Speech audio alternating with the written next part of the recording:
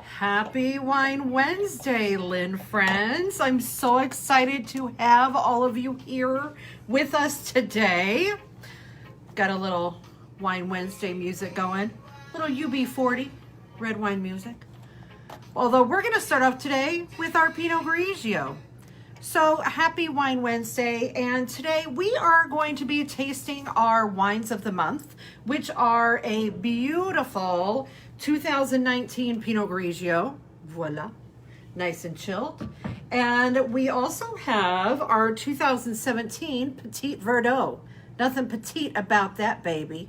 So we're just going to go ahead and jump right in, but I'm going to tell you, stick around, because what we're going to do, we're going to start out, we're going to taste the Pinot Grigio, talk a little bit about where the grapes are from, maybe try, taste some, not taste some recipes, we're going to taste the wine, we're going to check out some recipes from Chef Celeste, then we're going to go and try the Petit Verdot, and we're going to share Chef Celeste's recipe with that one, and then we're going to do a little bit of fun trivia.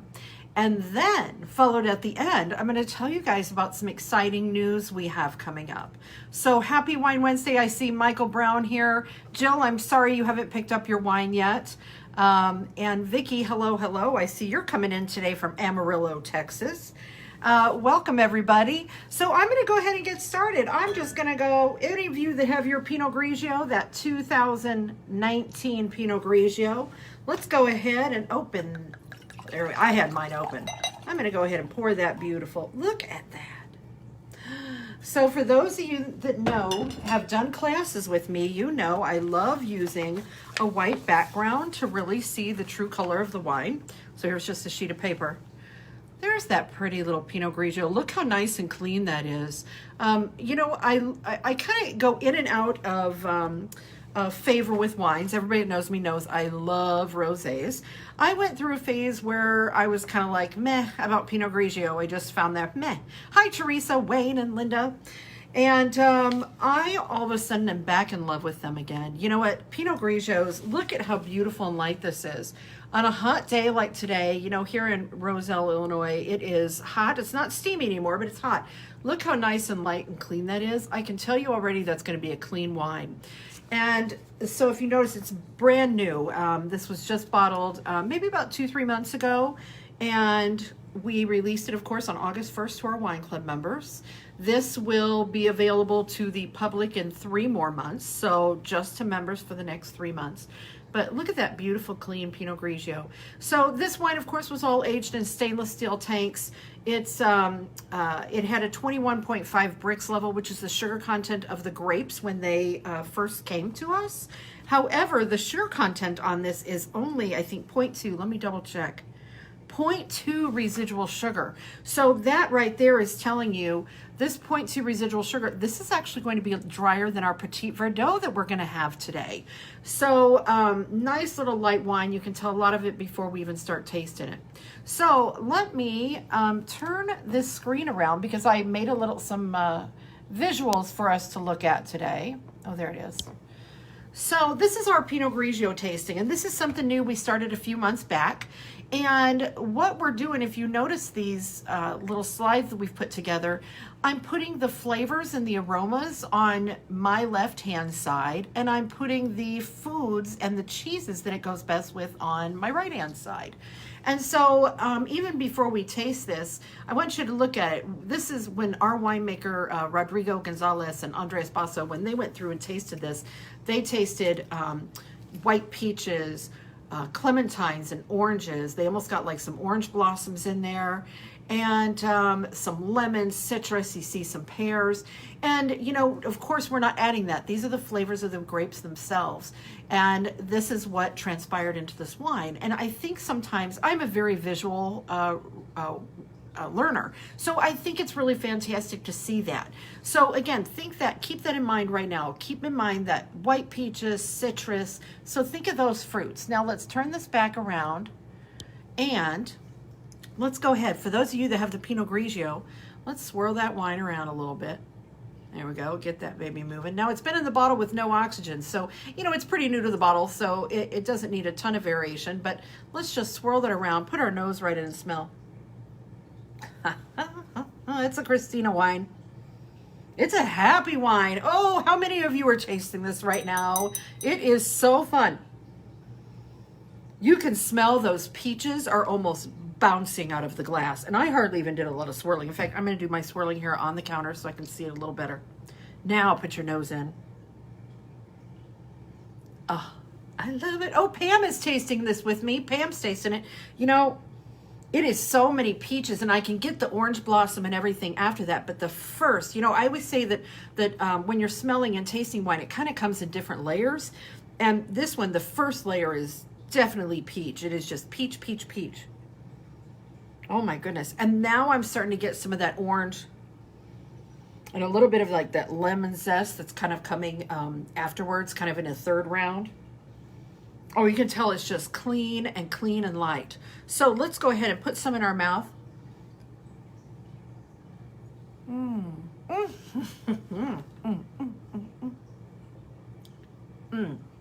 You know what made me smile? Oh my gosh. You know what really made me smile on that? The acidity. Pam here says it has good minerality. Absolutely. The second you put it in your mouth, it's like citrus, kind of bum, bum, bum, bum, just bouncing around on your palate. It is clean and light and citrusy, but then that finish has that beautiful pear note to it. Oh my goodness. This is a patio wine. You know what? I could have this with some cheeses outside. This would be really nice with some cheeses. Oh gosh. In fact, you know what? Before we even get into the food pairing, I love burrata and I love grilled peaches. You could do burrata with grilled peaches and maybe like some fresh mint or even some basil with it. Oh my God. That is so beautiful. Hi, Scott. Sorry you're having trouble seeing online, but you know what's great about this? We post it and it'll stay on there. You can go back and watch it later. And not only that, I'll post it eventually into YouTube. So this will stay around for a long time.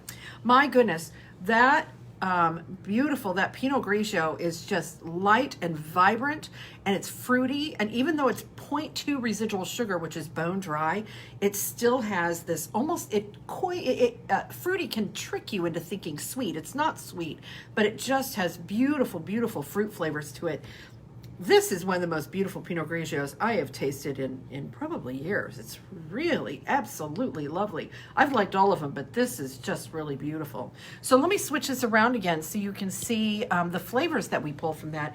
Again, totally right on that white peach, the clementine, the orange blossoms. You get the lemon on your palate, and I can see where the finish, you get some of that peach, but then it kind of comes down to this pretty ripe pear at the end. Oh my, I mean, burrata. Oh, Sue Bundy says burrata and golden beets with balsamic glaze with this Pinot. I totally agree with you, Sue. That would be an absolutely beautiful pairing. You can see here the foods I have off to the left. I put on there would be really good with Gouda cheeses, provolones, figs. Oh my gosh, would this be good with figs? Hi, Jody from Florida. Nice to see you in there. This would be absolutely beautiful with like caprese salads. Like I said, do a play on it with peaches. I think that would be absolutely gorgeous. You could do it with mint or basil. And of course, seafood.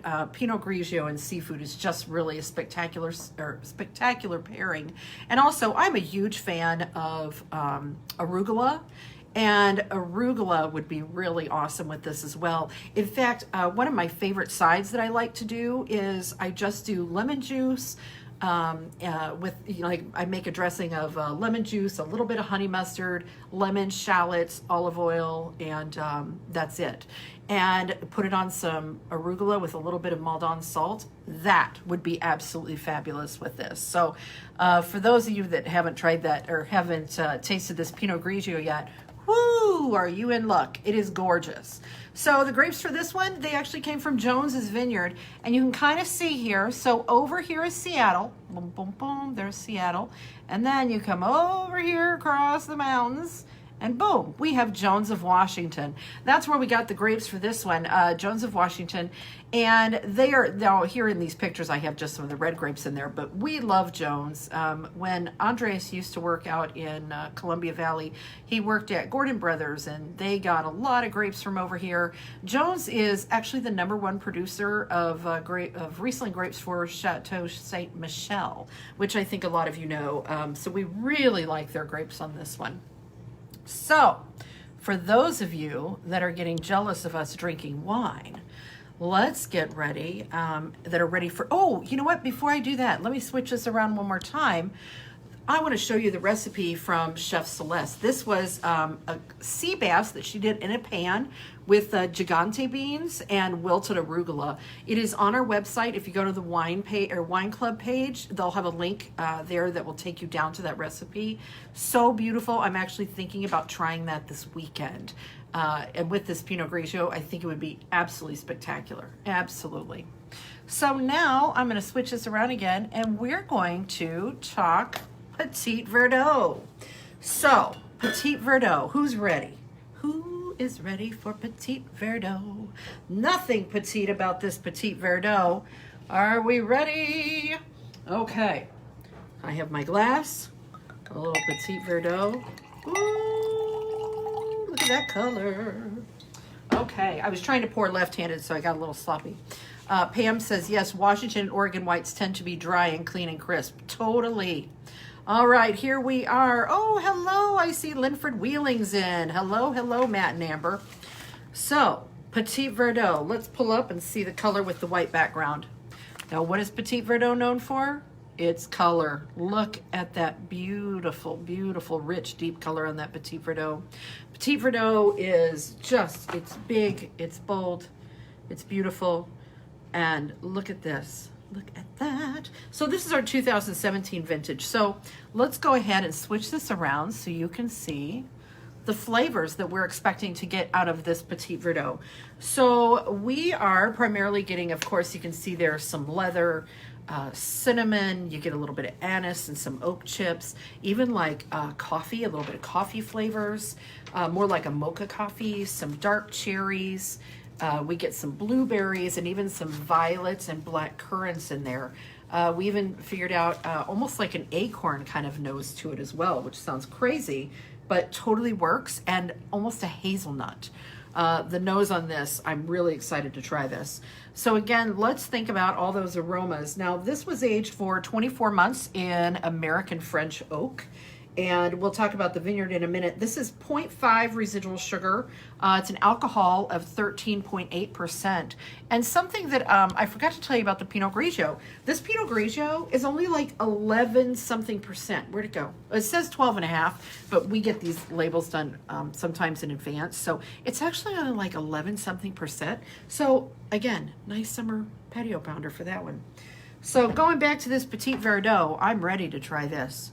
All right, so somebody says, Wheeling says blueberry and leather. All right, are we ready to try this Petite Verdot, everybody? Look at it swirling around. Boom, boom, boom.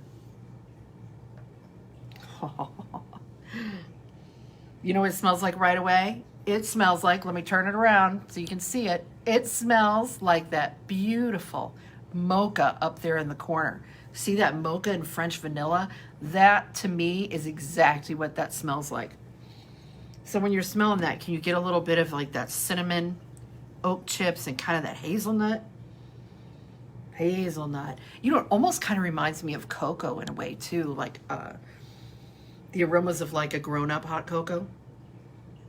Oh my goodness, that has a nice nose on it as well. So again, this was 24 months in American oak on this one. Our winemakers really, really like American oak. You know, a lot of times American oak gives off aromas of coconut, and I don't really get the coconut in here, but it's one of the aromas that it's kind of known for. Karen says she tasted the Petite Verdot at Tasting Divine. Very, very nice. I agree. Wayne Stelmach says definitely one of our favorites. So, so good. I agree with that as well. So are you guys ready to taste this one? You're probably way ahead of me. All right.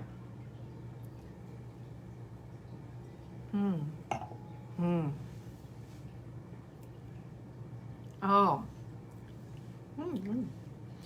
Ooh, that one's fun.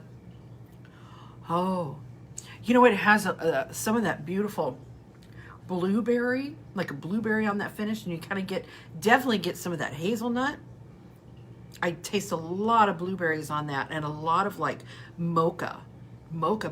This, you know what, this is going to be a really fun red, this Petite Verdot. This is going to be really fabulous to have as we get closer into the fall. And actually, this would be good in the summer. You know, was it 2 days ago was National S'mores Day? S'mores. It was National S'mores Day. This would be awesome with s'mores. You think about that with the graham cracker and the marshmallow and the chocolate. Like, you could do grown-up chocolate instead of, we love Hershey's, but you could do a dark Hershey's.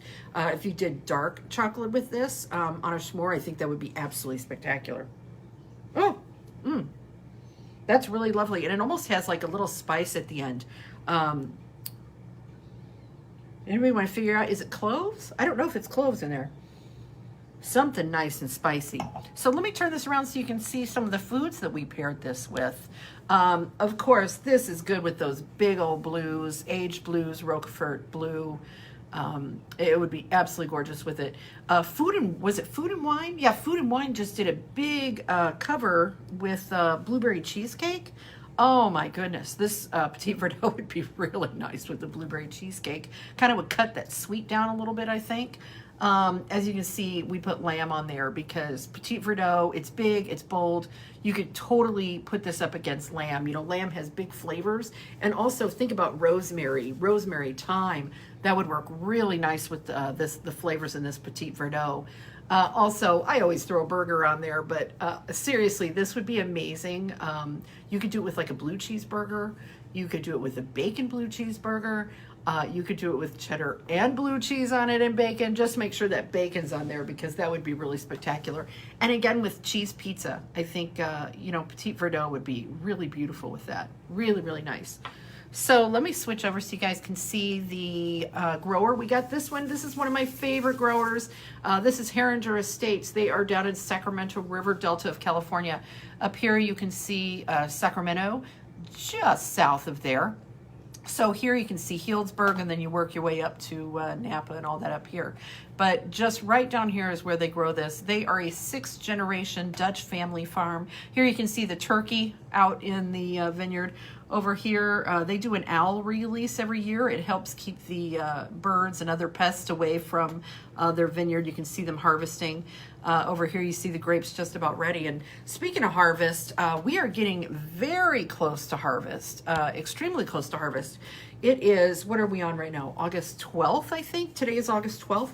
And the grapes, which we're going to talk about in a little bit of something that they're going through, we are getting ready to start receiving quite a few grapes. I didn't get the exact date from Andreas and Rodrigo. I didn't have time to ask them today, but what'll start happening around any day now, end of August, earlier into September, we'll start getting, oh gosh, probably 300-400 tons of grapes. Here, Wayne Stelmach just says, visit Herrenger with Steve Herrenger.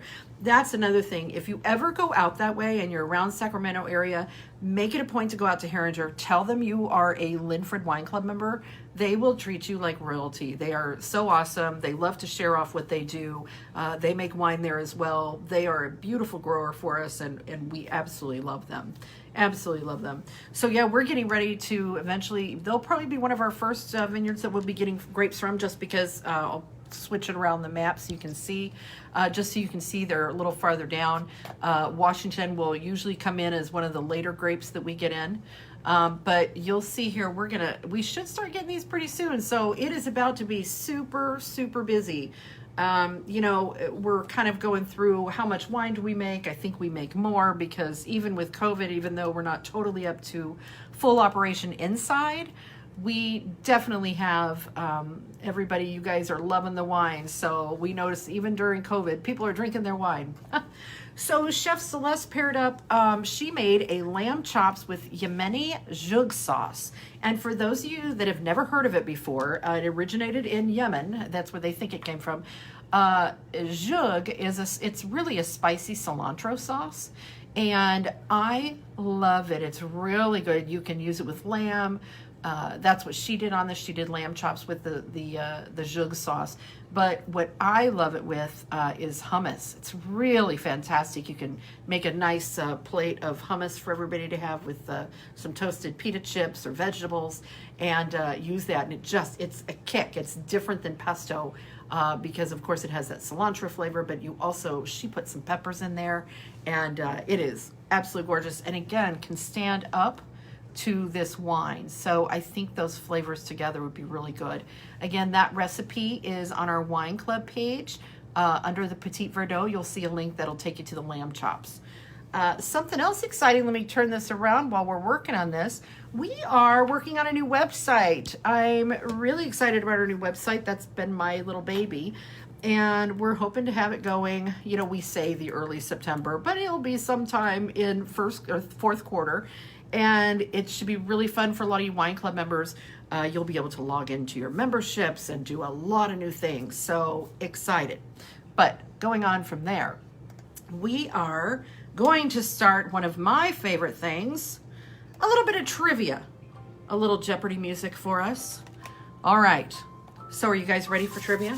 Everybody has their wines? Oh, look. I have two. Okay. Are we ready for trivia? There's just a few questions, just some to kind of let you learn a little bit about your Pinot Grigio. So let me flip this around. Here we go. Don't be afraid. Where did Pinot Grigio get its name? First of all, A, is it the color gray? B, peanuts? C, pine cones? Or D, Papa Giorgio? Are you guys ready? Let's give you a second to think about this. All right.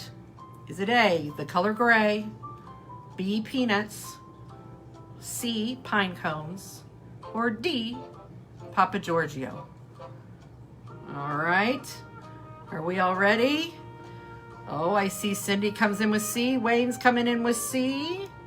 Oh, I see Irene coming in with C. Well, guess what, everybody? Here we go.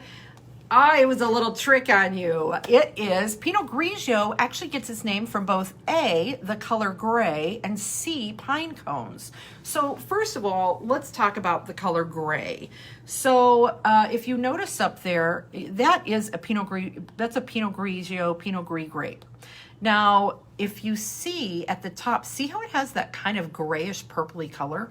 So Pinot Grigio in France is known as Pinot Gris, like the Bordeaux area, and the name Gris, gray, that's where that came from. When in Italy, when they do it, they call it Pinot Grigio, which is simple to gray. So that's where the gray comes from, the Gris, the Grigio.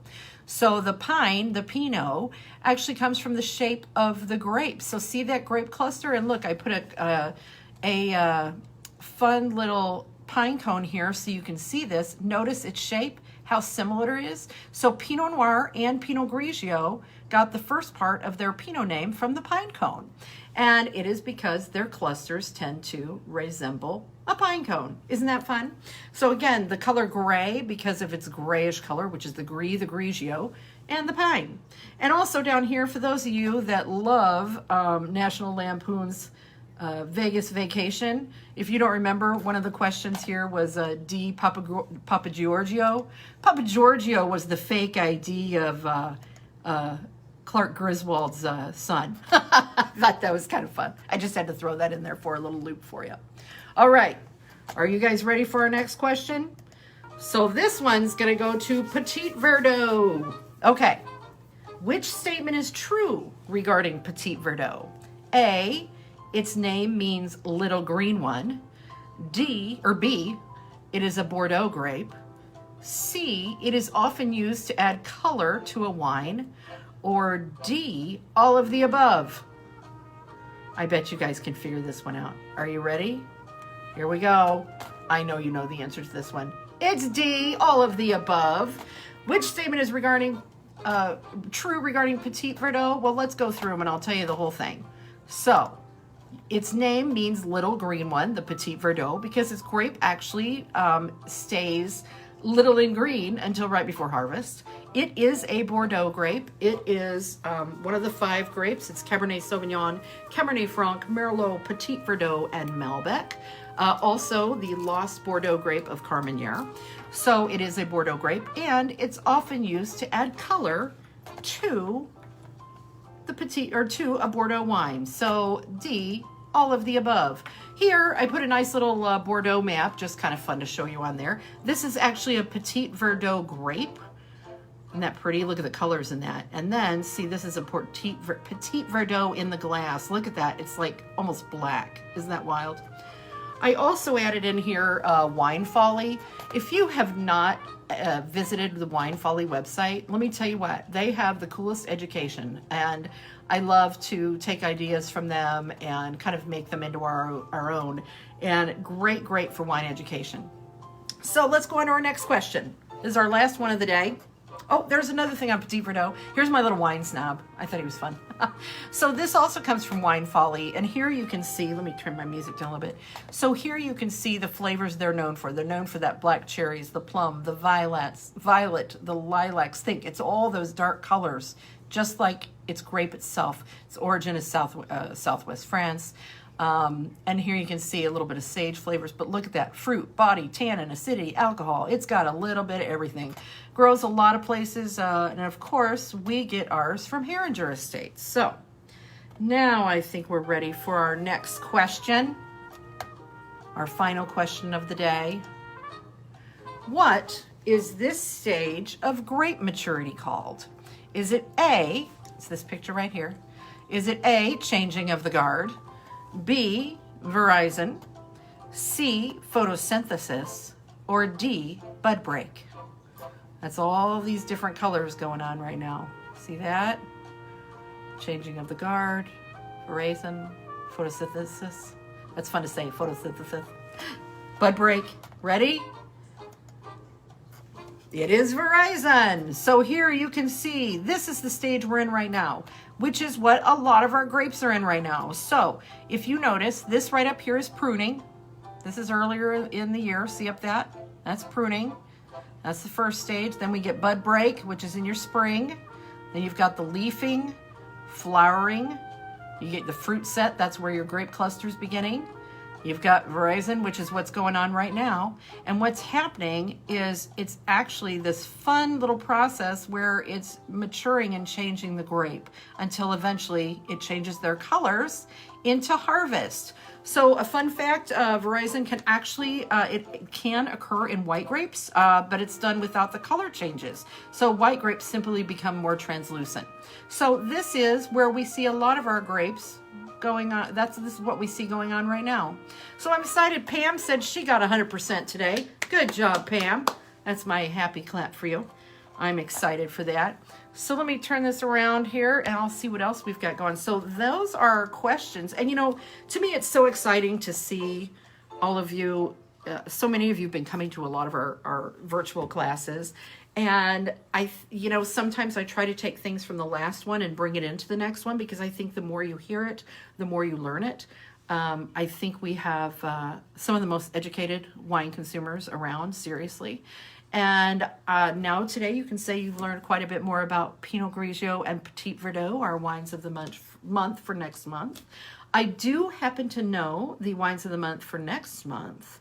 The white wine club is Riesling and the new release club, and our red wine club is a member's choice, which is awesome because then you get to choose one of your favorites. So you could go back and get one of those Petit Verdots if you really loved it, or you could get one of my favorites, the Terral de Go Petit Syrah, which is awesome as well.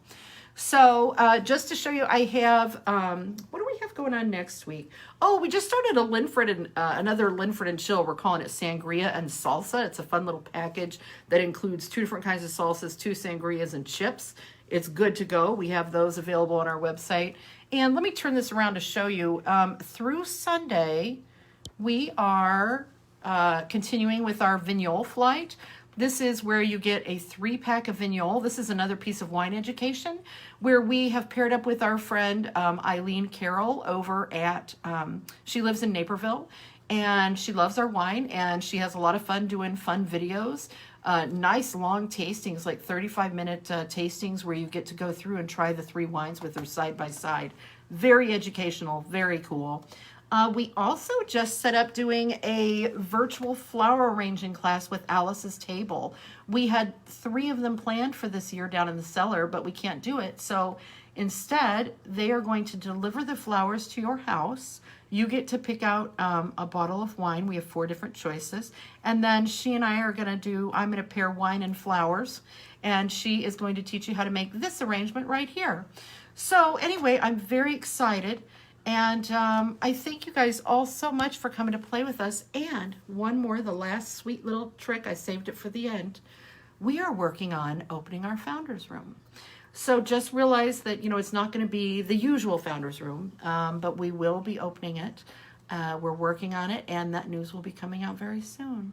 So thank you very much. Thank you so much for watching. Thank you so much for drinking Lynfred wine. Happy Wine Wednesday. Cheers.